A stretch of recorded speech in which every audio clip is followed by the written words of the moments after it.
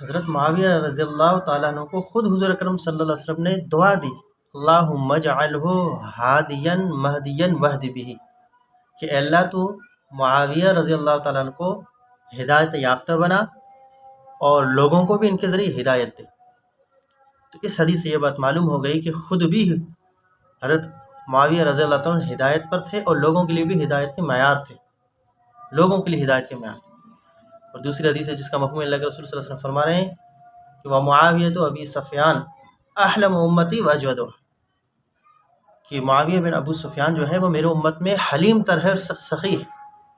بخاری شریف کی حدیث ہے، پہلی حدیث ترمذی شریف کی ہے۔ اللہ کے رسول صلی اللہ علیہ وسلم کے صحابی میں سے ہیں، اللہ کے رسول صلی اللہ علیہ وسلم حلیم تر انہیں فرما رہے ہیں، اللہ کے رسول صلی اللہ علیہ وسلم ان کو ہدایت یافتہ فرما رہے ہیں۔ تو ہم حضرت امیر معاویہ رضی اللہ تعالیٰ اللہ کے رسول صلی اللہ علیہ وسلم کے صحابی ہیں، تو سارے صحابہ کے متعلق اللہ کے رسول صلی اللہ علیہ وسلم کی ہمیں یہی حکم ہے کہ ہم ان کا احترام اور ادب کریں، ہاں ان کا احترام اور ادب کریں۔ اللہ کے رسول صلی اللہ علیہ وسلم نے فرمایا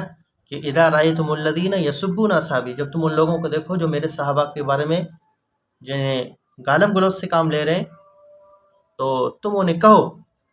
فقولو تم انہیں کہو لعنت اللہ علی شرکم، تمہارے شر پر اللہ کی لعنت، تمہارے شر پر اللہ کی لعنت۔ اور حضرت امیر معاویہ رضی اللہ تعالیٰ ان کے متعلق ایک اللہ والے نے خوب کہا ہے نا کہ ومن یکن یطعن فی معاویہ، جو معاویہ رضی اللہ تعالیٰ کے بارے میں